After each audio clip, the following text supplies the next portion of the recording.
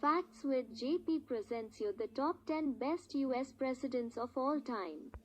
Lyndon Johnson took office upon the assassination of JFK in 1963. He first carried out the legislation that JFK planned to enact when he died, which included an amended civil rights bill and tax cuts. But he was known best for his Great Society program, which he proposed to Congress in 1965. The program encompassed things like educational aid, improvements in medicine, environmental conservation, the addition of Medicare, crime prevention, and equal voting rights. He also helmed the space program that sent astronauts to the moon in 1969. He ranked highest for his congressional relations and pursuit of equal justice, which were wrapped up in his Great Society program and civil rights legislation. This actor-turned-politician brought about economic growth, created jobs, sought to reduce government spending, and bolstered national defense forces, but this led to more government debt.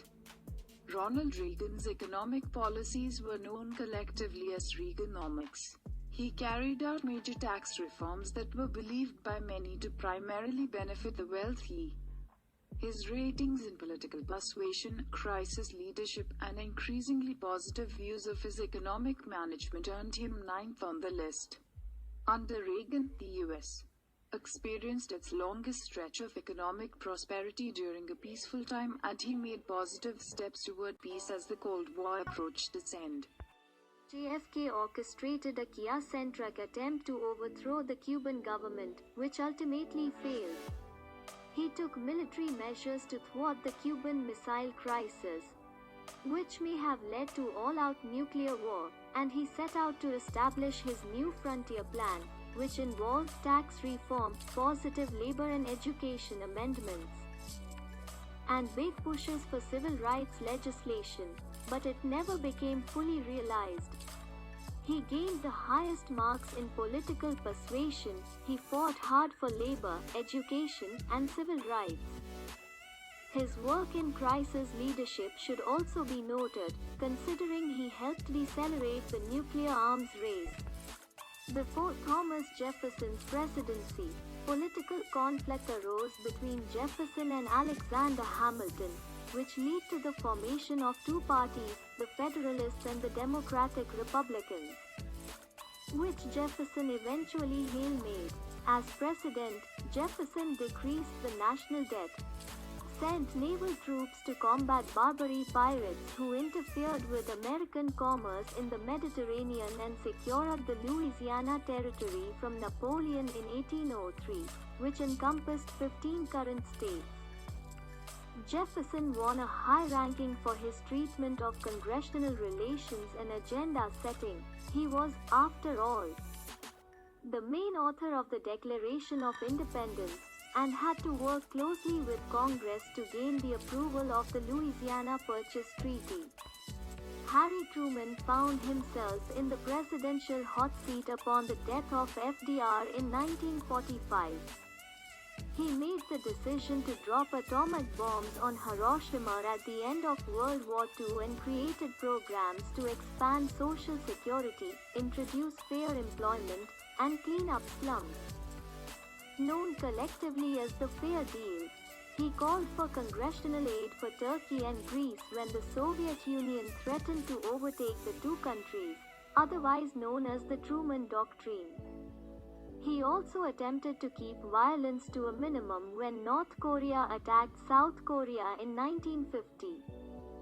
It's no surprise that his marks in crisis leadership and the pursuit of justice for all gleaned him sixth place, considering his approach to domestic and foreign affairs. As a commanding general in the U.S. Army during World War II, Dwight Eisenhower brought his know-how in the area of foreign relations to the presidency. He took measures to lessen the impact of the Cold War, negotiated with the then Soviet Union in the midst of the nuclear arms race, and facilitated peace at the South Korean border after years of war.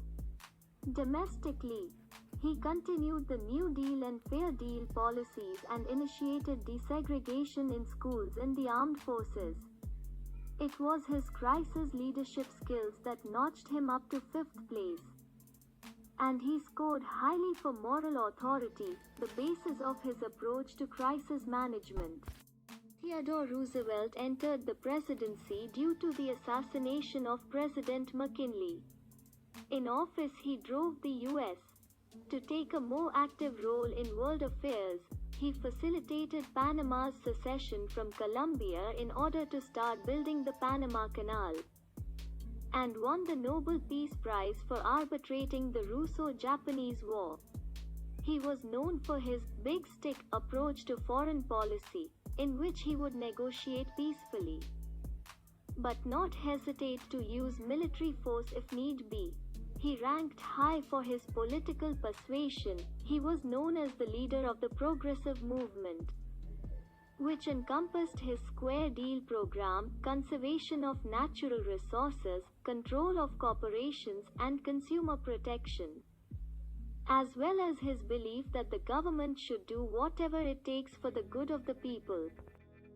Over the course of his 3 terms in office, FDR is most famous for instituting the New Deal to combat the effects of the Depression and leading the country through World War II. No easy feats by any means. He famously said, "The only thing we have to fear is fear itself."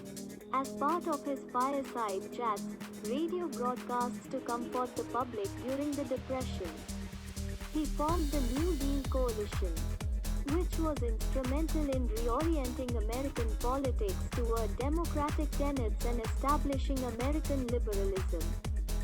FDR takes the 3rd slot because of his political persuasion. He reassured the country during its worst economic crisis and for international relations, as he guided the country through a major war. And he accomplished all of this while combating polio. As first president of the US, Washington did a stellar job of helping to lay down the foundation of the country. Not only did he serve as commander-in-chief during the Revolutionary War, he established the cabinet system of governing, although his cabinet members had conflicting views and communicated well with department leaders. But in the midst of all this, Washington had to tackle some problems. Some of the states hadn't yet joined the Union. The French Revolution sparked political turmoil in which Washington became involved, and America's army was in bad shape.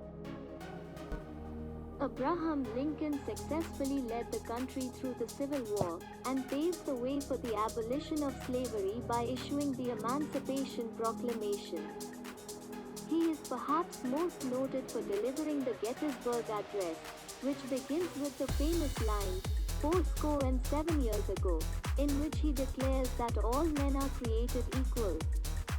He died at the hands of John Wilkes Booth in 1865, who shot him during a play at Ford's Theatre in Washington, D.C.